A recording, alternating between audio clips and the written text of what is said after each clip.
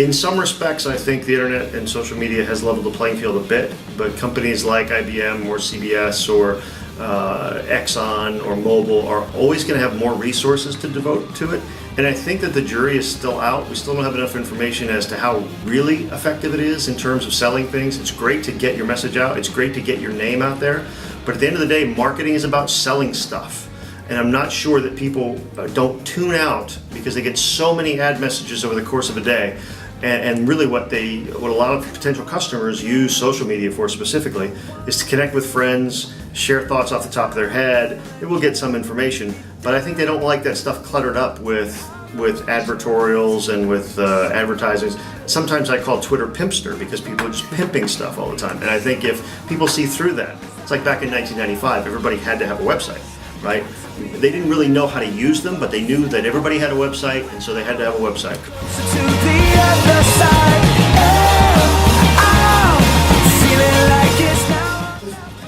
And I think that it's much easier, cheaper, requires much fewer skills and a lot less money to just get something out and maybe not research it and not go through the strict reporting things that people back in the day would go through. So I think we're getting speed at the expense somewhat of truth, and I see that trend continuing because I think as our society just gets more and more used to the TMZs and getting information on Twitter and not getting information on the newspapers or the nightly newscasts. I think that trend is going to continue. I think it's going to speed up, and I'm not quite sure it's a great thing. As far as citizen journalists go, I think that is a trend that will continue because the barriers to entry, it used to be that if you really wanted to get your message out, you either had to have a printing press or you had to own a newspaper or you had to work at a newspaper. Now all you really need is a computer and a working knowledge of how to get the message out.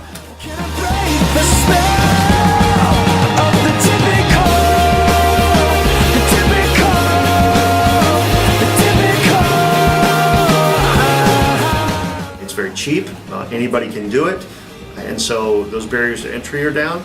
But still, there should be some gatekeepers somewhere, and somewhere along the line we're losing the gatekeepers. We're losing someone standing over that person's shoulder saying, you probably shouldn't write that, or are you sure about that fact?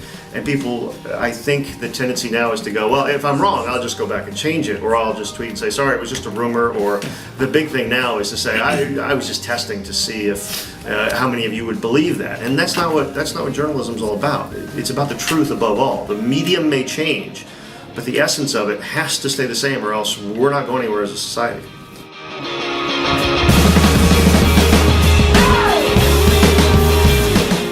You still have to deliver value to people, whether it's through the old traditional methods or whether it's the perception of value through good content, especially online. Content really is still king. And so the ways that you get it out may change or may evolve over time. It was the web for a while.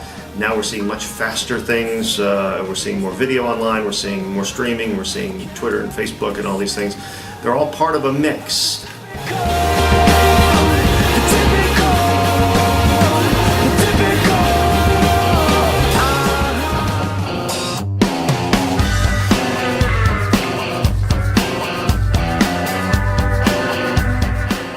Maybe one of the things we need to do in our business is kind of track a little bit more of our social networking and promotion, track it a little bit better, and maybe try to quantify the actual business that we're getting from it. Yeah, absolutely. Economically, ever since they decided, hey, this is cool, I can look up stuff on the web about Beatles, or I can see a cool video.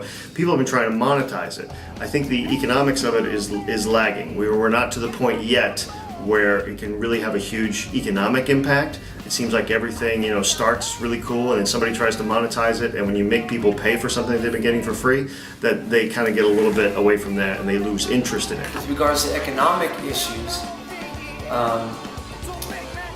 the promoting of our business through the internet, it's a little harder to really determine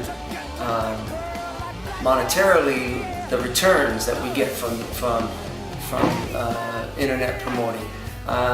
We really don't do a lot of specific tracking that, Facebook got us 3 new students or whatever it might be. It's a little harder to track, and to be honest with you, in our business we really don't spend a lot of time tracking those kind of things.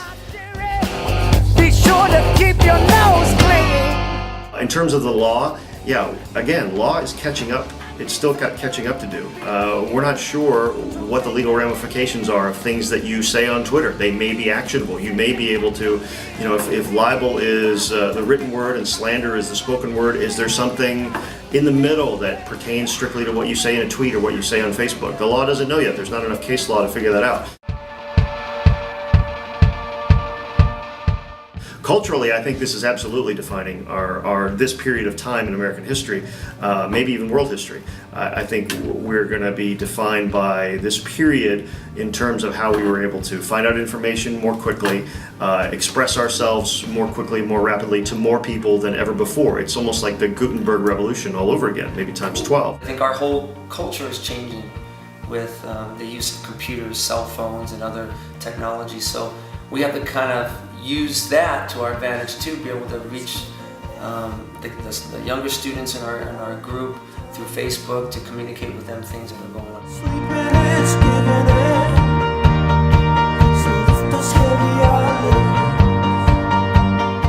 I think the cultural part of, you know, the social networking is, you know, we have a lot of younger students, and the younger students, you know, are getting involved in more like Facebook things, you know, MySpace and Facebook. Privacy is going to be the hugest issue of the next probably 15, 20 years, because it is easier today to find out something on anybody, stuff that they may not want out there, than at any time in history. And whether it's the government looking for stuff on you, your enemies looking for stuff on you, your neighbors looking for stuff on you, it's easier for them now to find out stuff no matter what you try to do. And you can almost either sit in your house and unplug everything and go completely off the grid, or information about you is going to get out. Not just a public record, but friends have put pictures of your vacation on Facebook, and you in a bikini, or you drinking, or you doing things you would rather people not know. So how we address that is going to be a huge issue going forward, both from a logistical standpoint and a legal standpoint. People are going to have to start suing to block other people from putting stuff out there about them. It's going to be a very, very big deal, online privacy, over the next 15, 20 years in our country. It's just different now in that it's so easy to put pictures out. It wasn't so easy years ago. It's just much easier now.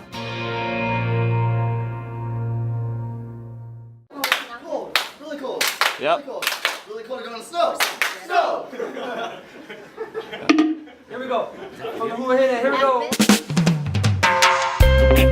Yeah, you know, listen to this one. For them gal wine, whoever them break them brothers' heart. This one goes out to each and every one of you. A dedication, you know.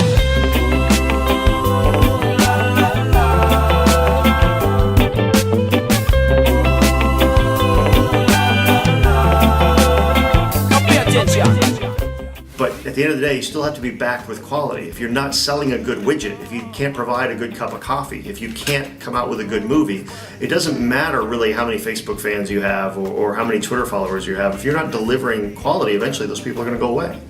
We don't want to get too carried away with all this social networking stuff, because ultimately, once people get in our door, we have to keep them there. And to keep them there, we just have to offer great service, good teaching, good experiences, and that's what makes our business successful.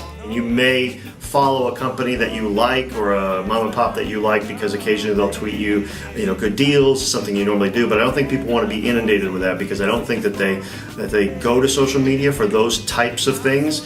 And I think we have a tendency to think that, I'll just tweet and we'll do Facebook because everybody does. You can't just say all we're going to do is Facebook and Twitter and social media because it's really cheap, because I don't believe that at the end of the day it really sells things. And that's what you want to do when you're marketing, is you want to sell stuff. You know what we have found is it's just a great way to promote the business and to get people to know about what we do. But ultimately, the success of our business depends on what we actually do, the service that we offer, and the quality of that service. Somehow change. And it breaks my heart that you didn't give love a chance. One more chance. Cause it was over before it began, yeah.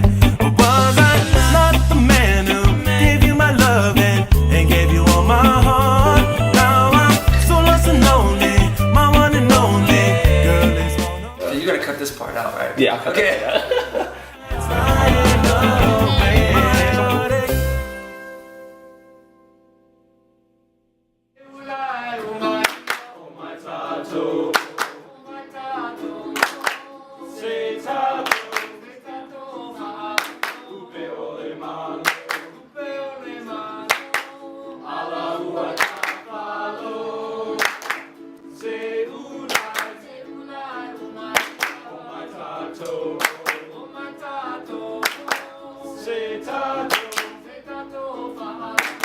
Ave,